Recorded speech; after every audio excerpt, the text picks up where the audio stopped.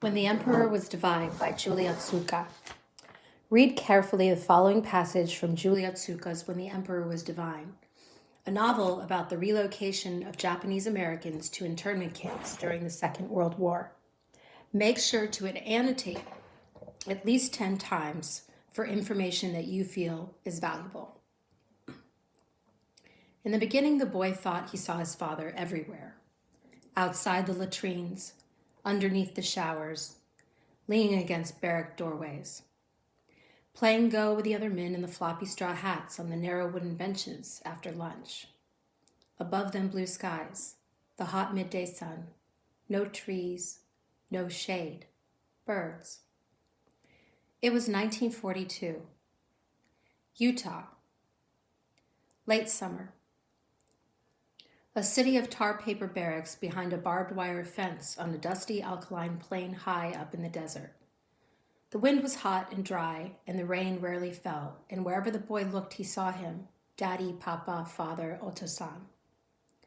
For it was true, they all looked alike. Black hair, slanted eyes, high cheekbones, thick glasses, thin lips, bad teeth, unknowable, inscrutable. That was him, over there, the little yellow man. 3 times a day, the clanging of bells, endless lines, the smell of liver drifting out across the black barrack roofs, the smell of catfish, from time to time the smell of horse meat. On meatless days, the smell of beans. Inside the mess hall, the clatter of forks and spoons and knives. No chopsticks. An endless sea of bobbing black heads, hundreds of mouths chewing, slurping, sucking, swallowing. And over there in the corner, beneath the flag, a familiar face. The boy called out, "Papa!" And 3 men with thick, metal-rimmed glasses looked up from under their plates and said, "Nan desu ka?" What is it? But the boy could not say what it was. He lowered his head and skewered a small Vienna sausage. His mother reminded him once again not to shout in public and never to speak with his mouth full. Harry Yamaguchi tapped a spoon on a glass and announced that the head count would be taken on Monday evening. The boy's sister nudged him under the table hard with the scuffed toe of her Mary Jane. "Papa's gone," she said. They had been assigned to a room in a barrack in a block not far from the fence. The boy, girl, their mother. Inside there were 3 iron cots and a pot-bellied stove and a single bare bulb that hung down from the ceiling, a table made out of crate wood. On top of a rough wooden shelf, an old Zenith radio they had brought with them on the train from California, a tin clock, a jar of paper flowers, a box of salt. Tacked to the wall beside a small window, a picture of Joe DiMaggio torn from a magazine. There was no running water, and the toilets were a half block away. Far away, on the other side of the ocean, there was fighting, and at night the boy lay awake on his straw mattress and listened to the bulletins on the radio. Sometimes in the darkness he heard noises drifting from other rooms, the heavy thud of footsteps, the shuffling of cards. There was a window above the boy's bed, and outside were the stars and the moon and the endless rows of black barracks all lined up in the sand. In the distance, a wide, empty field where nothing but sagebrush grew, then the fence and high wooden towers. There was a guard in each tower, and he carried a machine gun and binoculars, and at night he manned the searchlight. He had brown hair and green eyes, or maybe they were blue, and he had just come from a tour of the Pacific. On their first day in the desert, his mother had said, "Be careful. Do not touch the barbed wire fence," she had said, "or talk to the guards in the towers. Do not stare at the sun. And remember, never say the Emperor's name out loud." The boy wore a blue baseball cap, and he did not stare at the sun. He often wandered the fire break with his head down and his hands in his pockets, looking for seashells and old Indian arrowheads in the sand. Some days he saw rattlesnakes sleeping beneath the sagebrush. Some days he saw scorpions. Once he came across a horse skull bleached white by the sun. Another time, an old man in a red silk kimono with a tin pail in his hand who said he was going down to the river. Whenever the boy walked past the shadow of a guard tower, he pulled his cap down lower over his head and tried not to say the word. But sometimes it slipped out anyway. Hirohito, Hirohito, Hirohito. He said it quietly, quickly. He whispered it. On the train ride into the desert, he had slept with his head in his sister's lap and dreamed he was riding an enormous white horse by the sea. When he looked out toward the horizon, he could see 3 black ships out on the water. The ships had sailed all the way over from the other side of the ocean. The emperor himself had sent them. Their sails were white and square and filled with wind, and their masts were straight and tall. He had watched as they slowly turned toward the shore.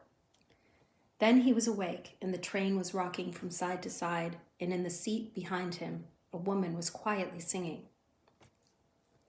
It was dawn, and his sister was sound asleep. She was wearing her yellow summer dress with the little white flowers because in the desert where they were going, it would be summer a lot. It was not like any desert he had read about in books. There were no palm trees here, no oases, no caravans of camels slowly winding across the dunes. There was only the wind and the dust and the hot burning sand.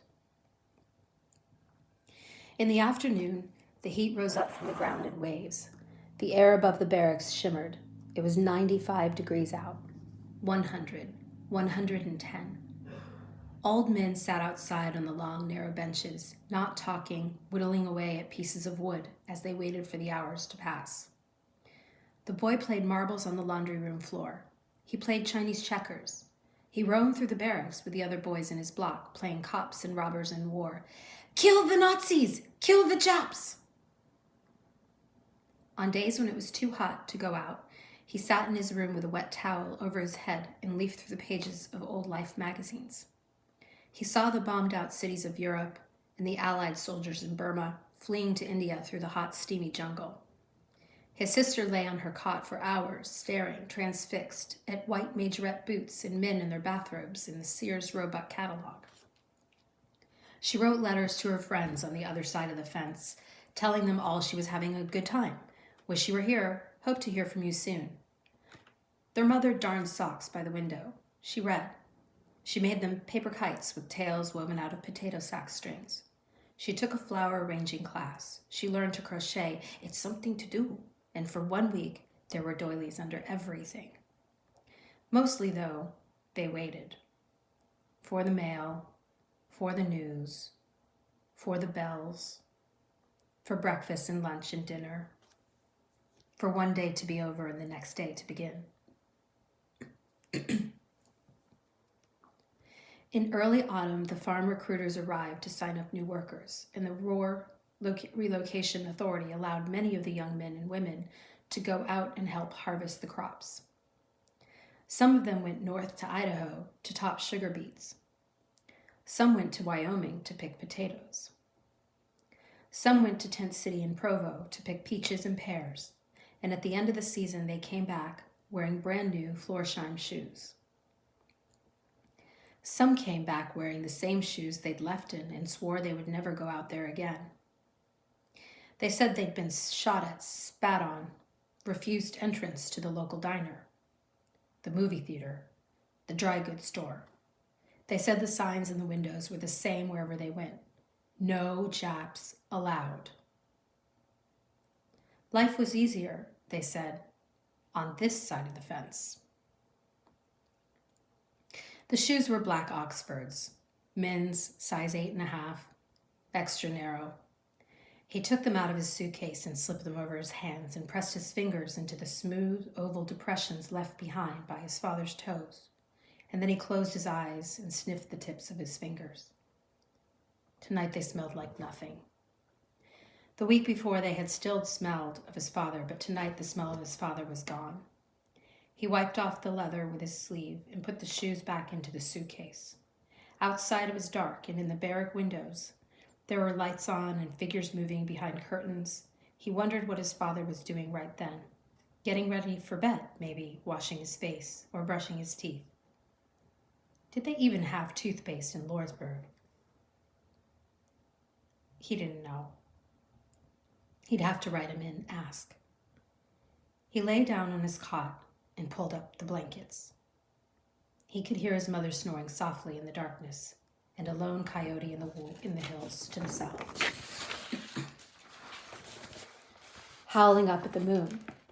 He wondered if you could see the same moon in Lordsburg or London or even in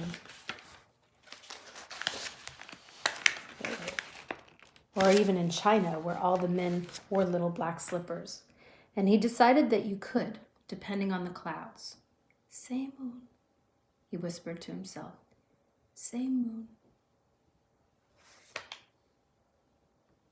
If you have not yet, go back and annotate for at least 10 things that seem important, that help you dive deeper into the text.